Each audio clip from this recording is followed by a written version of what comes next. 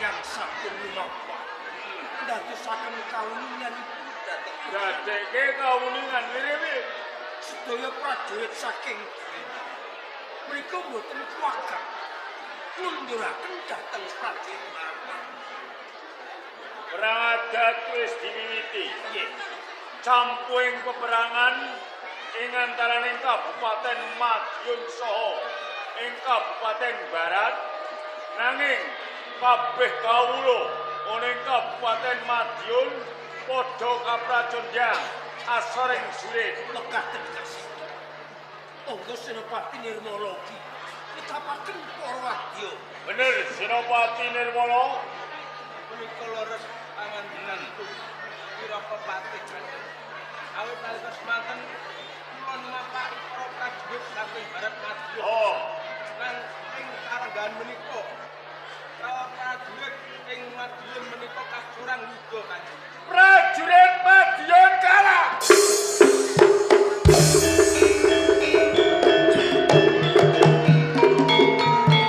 Senopati Nirmala Prameswari perang adat wis kawiwitan kanthi kasunyatan saperaning prajurit saka ing Kabupaten Madiun so kabeh padha kapracundhang. Yen ngono, aku bakal ngentasake marang panalangsaning kabeh kawula ing Kabupaten Madiun. Aku dhewe sing bakal nyari akal musuh.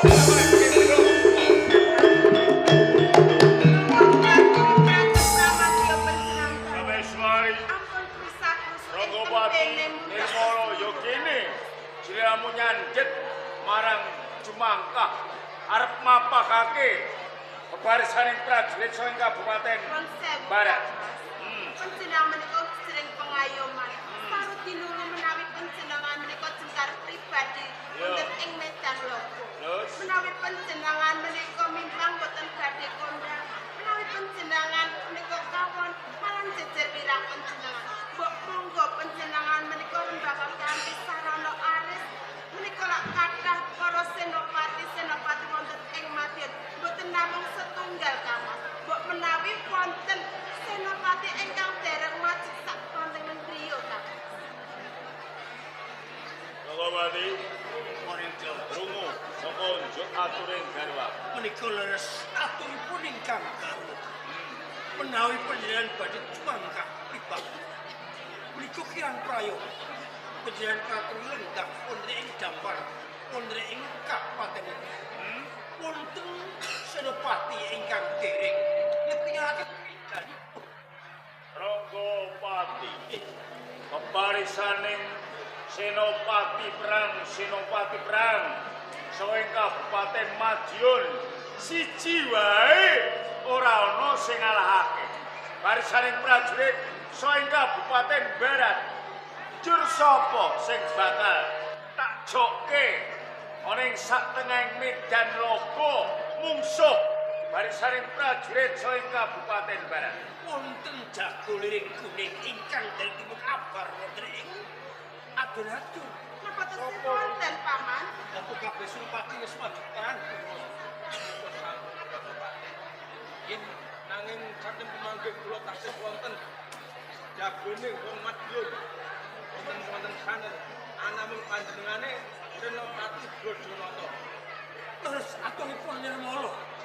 Piye? Menawi Senopati Brojonata tumenggung menika dereng nate maju ing pabatan. Dadi tumenggung Brojonata urung maju ana ing satengahing medan logo. Bener Nirmala. Menika leres Kanjeng. Yen pancen kaya ngono, Brojonata timbali. Menika wonten senopati ingkang dereng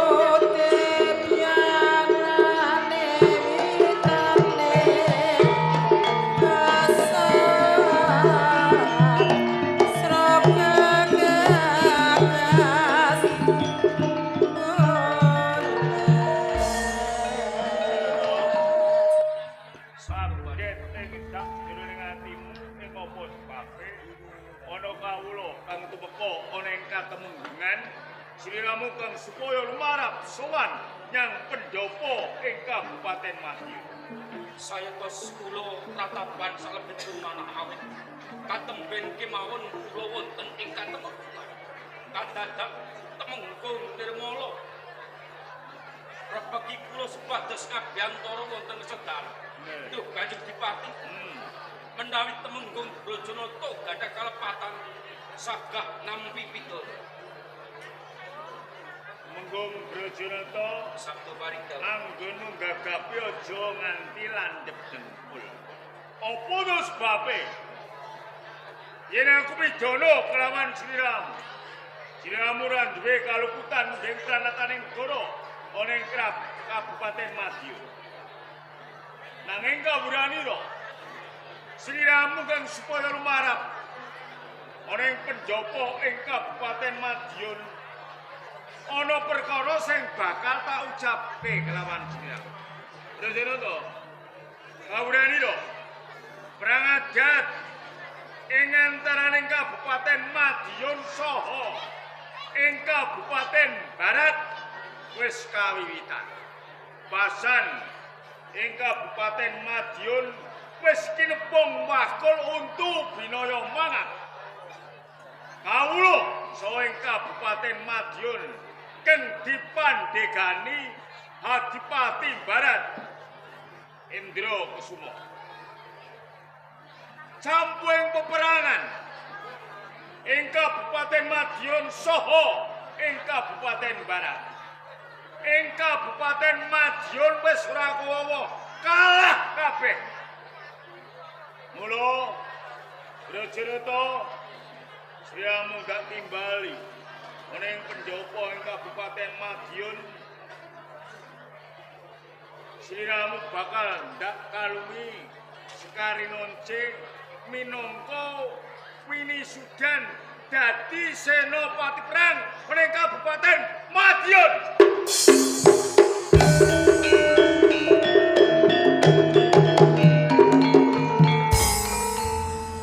Tumentah pangantipun panjenengan dalem Kanjeng Dipati. Iya.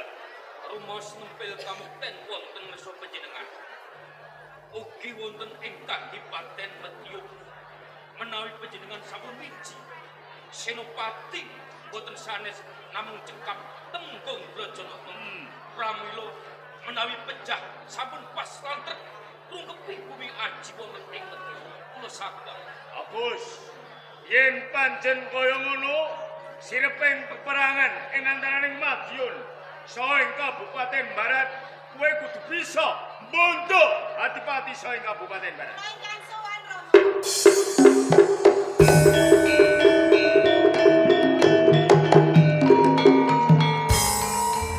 Wispati, Paring dawuh Rama. ing apa sebabe sliramu ora ndak timbali wani lumarap nyang pendopo ing Kabupaten Madiun.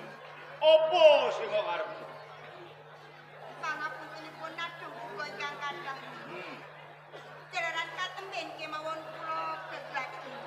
Ing mriku kula piring jumlah piring Maryam kaping 3. Sorake kawula gemuruh pindha abota.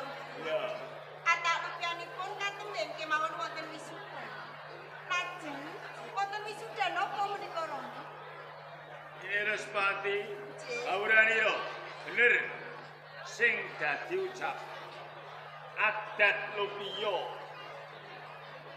sing wis kelakon yen ana mriyem jumlegur manggambal-ambal sorak ing kawula ing Kabupaten Madiun pindha Bata Rukuh kuwi mesti ana winisudan bener ora klen sebab perang adat ing antaraning Kabupaten Madiun saha ing Kabupaten Barat wis kawiwitan. Nanging kabeh para senopati perang saka ing Kabupaten Madiun padha karban ing musuh. Mula ing hari iki Panjen Rama nganakake winisudan senopati perang.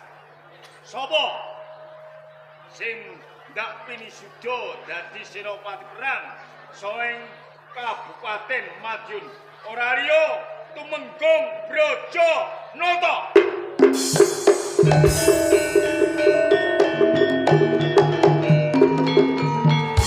Paman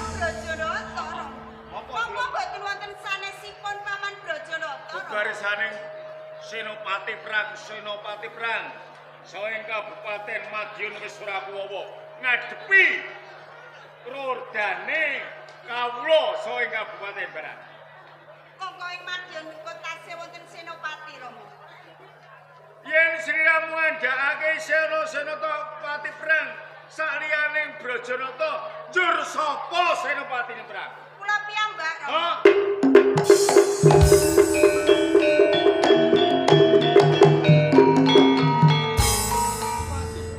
Paring dawuh Rama. Aku ora ngerek ngilas marang wasisan. Anggonmu gegajen peperangan krijaning kaprajuritan pinjane kaya dening manuk srikatan nyamber walang. Nanging sliramu kuwi pawak wadon. Aja kae lho kabeh Senopati Perang saking Kabupaten Madiun sing jenggung-jenggung bae ora bisa menang apa meneh kowe iki wong wadon. Ya, ngoke dikane ro. Kowe wong wadon krungu kabon dijuk telung kabukan dino kedhepe kesripet. Sepiro jangkae wong wadon? Aja ya. Iki bener ger apa sing ngendikake Rama. Sri Ramu manito nek dalem bae dimen pamanmu Brajanata sing ngadepi wong-wong ana ing barat Madiun. Nah, iki dibukake. Sri Ramu sing kelawan mengko ibu lho nggih. Ibu lan putine dalan. Ya sok ngaten mboten wonten ginanipun den kula olah kaprajuritan. Saupami mangkenipun kula menika pecah wonten setengah palanggon. Kula ikhlas minangka menika nglabuhi bumi aji wonten ing Madiun Rama. Gusti Ayu. Sakjane paman. Menika leres pangandikanipun ingkang ibu dalaikan Rama. Menawi panjenengan maju ing palakan mengsak menika kejep. Menawi mboten dipun cecahi mesti mejahi. Upama panjenengan mesaki Rama dalai mati-mati lanek tumenggo Brajanata. Paman kaya ngono to paman. Sangat pun tiranipun nias kalih kula. Kula menika bawahan wadon. Rama. Ari lenggan sak menika pareng mboten pareng gelar Senopati kula suwun. Aja ya no. Aja. Mergo Rama wis ngucap wis ngendika yen Senopati Perang dak pasrahake kelawan tumenggung Brajanata anggonku ngaluwi Sekari Nonce. Kuwi kan sinekseran kabeh para kawula ing Kabupaten Madiun. Iso ngaten Rama mboten maringake gelar Senopati wonten asta kula Rama. Ora. Ora nggih. Rama. Sinaosa mboten kanthi gelar Senopati, Respati bakal maju ring tengah yuda. Kula nyuwun pamit. Aja.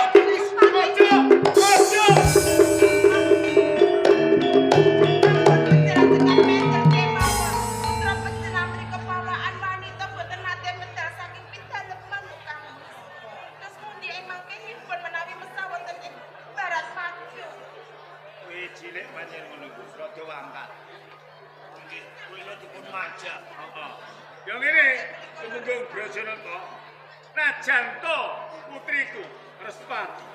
Dhewene bakal mapakake kelawan bebarisaning prajurit saking Kabupaten Barat. Nanging aku seputo water. Mula kewajiban sing napasrahake kuwi kudu kok tindakake. Sing hati-hati.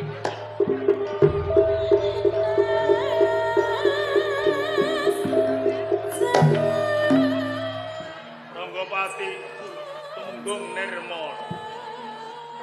Aku mutawatirake marang putriku Respati. Yo yen dheweke mengko entuk kamenangan. Yen ora ya mula jampang ana saka kaduan mbok menawa ana bebaya sliramu bisa tetulung kelawan putriku Respati. Durung enggak bisa kondur kemawon putri kula Respati.